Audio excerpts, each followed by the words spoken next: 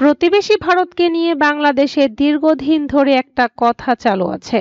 তারা বাংলাদেশে এতকাল সব ডিম শুধু একটি ঝুড়িতে রেখেছে। মানে শুধু একটি দলের সঙ্গেই তাদের সম্পর্ক ছিল, আর সেটা আওয়ামী লীগ।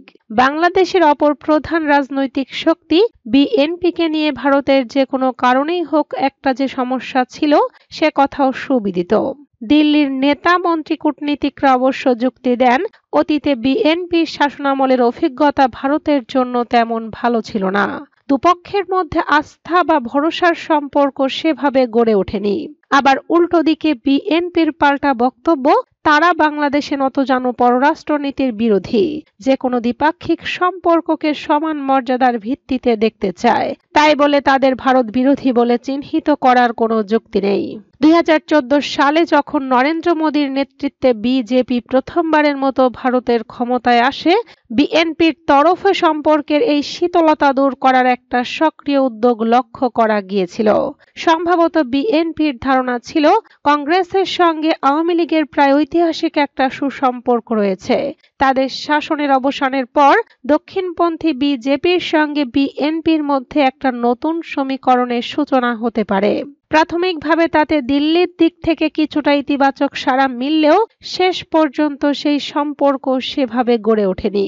উল্টো দিকে প্রায় রেকর্ড সময়ের মধ্যে জমাট বেঁধেছে নরেন্দ্র মোদী আর শেখ হাসিনার পার্সোনাল কেমিস্ট্রি বা ব্যক্তিগত রসায়ন। মজবুত হয়েছে দুই সরকারের সম্পর্ক। এর পাশাপাশি বাংলাদেশের পরপর 3টি প্রশ্নবিদ্ধ নির্বাচনে ভারতের চোখ বন্ধ করে আওয়ামী লীগ সরকারকে সমর্থনের ঘটনাও দিল্লির প্রতি বিএনপির অবিশ্বাসকে বদ্ধমূল করেছে।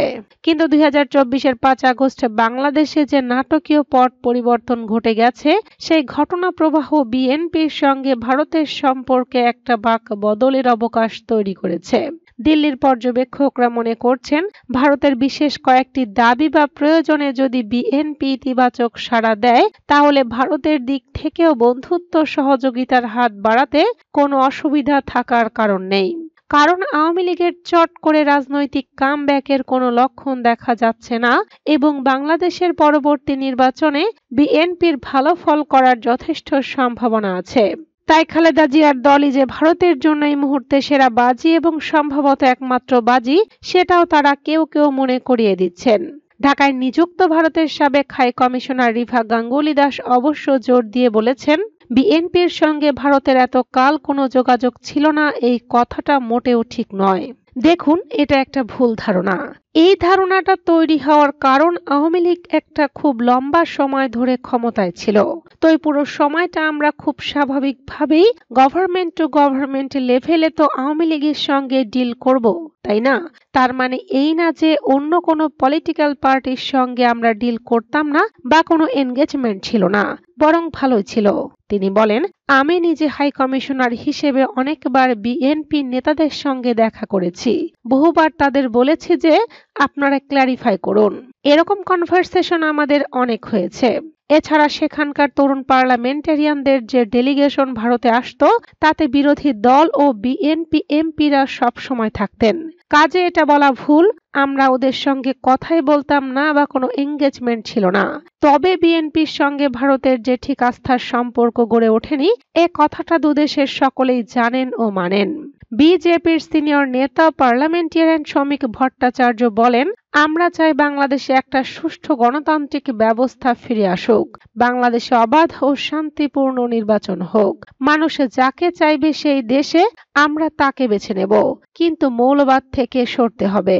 এদিকে জামায়াতে ইসলামীর সঙ্গে বিএনপির দূরত্ব বাড়ছে, আর এই কারণে দিল্লির এখন একটা সম্পর্ক স্থাপনের ভালো সুযোগ বলে মনে করছেন ভারতের কূটনীতিকরা। এই বিষয়ে ঢাকায় ভারতের সাবেক হাই কমিশনার রিভা গাঙ্গুলি দাস বলেন, ডেফিনিটলি জামায়াত আর বিএনপির মতো বিরোধগুলো এখন খুব স্পষ্ট।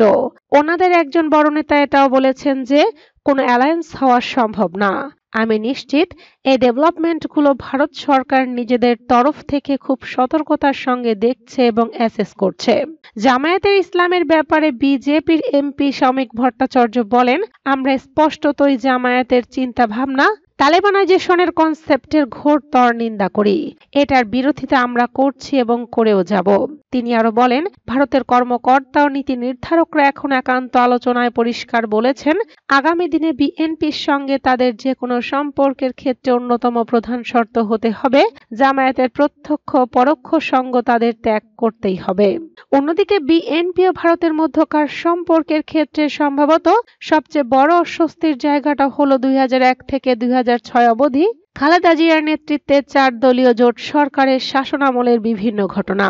ভারত বিশ্বাস করে ওই সময় আলফা সহ ভারতের উত্তর পূর্বাঞ্চলের বিভিন্ন বিচ্ছিন্নতাবাদী গোষ্ঠী বাংলাদেশে ঢালাও আশ্রয় পেয়েছিল। চট্টগ্রাম বন্দর দিয়ে আলফার জন্য ট্রাকে করে অস্ত্র পাচারের ঘটনাও এই সময়কারই। নিরাপত্তা বিশ্লেষক শান্তনু মুখার্জি আবার মনে করেন, নির্বাচনে জিতে বাংলাদেশের ক্ষমতায় এলে বিএনপি সেই পুরনো রেকর্ড অবশ্যই বদলাতে পারে এবং ভারতও তখন উপযুক্ত সাড়া দিতে প্রস্তুত থাকবে। এছাড়া ভারতের পর্যবেক্ষকরা মনে করেন, সেভেন সিস্টার্সের বিচ্ছিন্নতাবাদীরা যেন বাংলাদেশে প্রশ্রয় না পায়, চট্টগ্রাম বন্দর ব্যবহারের সুবিধা বহাল থাকে, তাহলে বিএনপির সঙ্গে ডিল করতেও ভারতের কোনো সমস্যা নেই। এইদিকে নির্বাচন নিয়ে অতীতের অভিজ্ঞতা থেকে শিক্ষা নিয়েই হোক বা অন্য যে কোনো কারণেই হোক, ভারত নির্বাচনের আগে অন্তত বাংলাদেশের বিশেষ কোনো দলের প্রতি প্রচ্ছন্ন সমর্থন জানানো হবে না। যদিও করে তাহলে অন্তত সেটা প্রকাশ করা হবে না। এই মুহূর্তে ভারতের কৌশলটাই বাংলাদেশে যত তাড়াতাড়ি একটা সুষ্ঠু অবাধ নির্বাচন আয়োজনে চাপ দেওয়া এবং তাতে যারাই জিতে ক্ষমতায় আসুক তাদের সঙ্গে একটা ওয়ার্কিং রিলেশনশিপ তৈরির পথ প্রস্তুত করে রাখা।